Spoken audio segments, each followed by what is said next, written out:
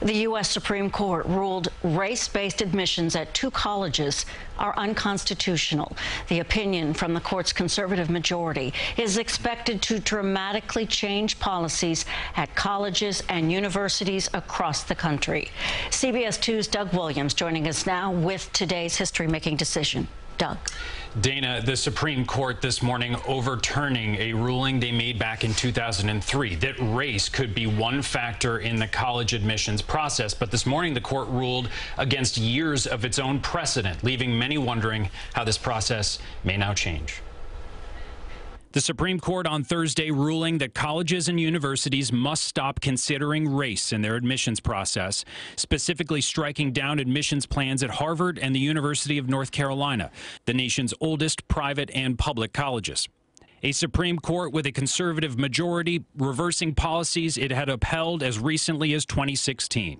The Supreme Court, in this majority opinion, has essentially rejected a lot of the argument and reasoning that has been part of prior precedent. Colleges and universities have long been forbidden from using race quotas, meaning target minority percentages in their student bodies. Thursday's decision simply excludes race from being a defining factor in admissions. Let's be clear.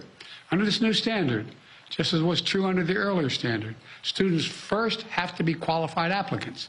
The case was first brought to court by Andrew Blum, the president of Students for Fair Admissions.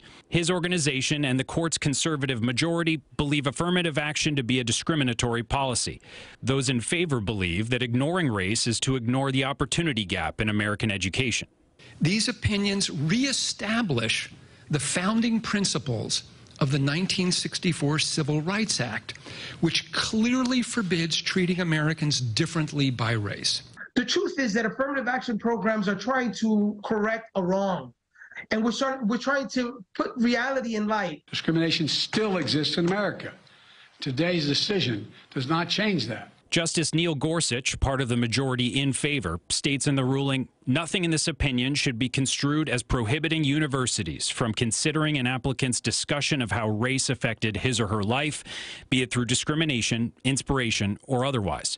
Andrew Brennan, recently accepted to Columbia Law School, sees any restrictions as a problem. I mean, it's very hard to imagine a world where students of color like myself would be able to fully represent ourselves, our qualifications, what we can contribute to campus in a race-blind environment.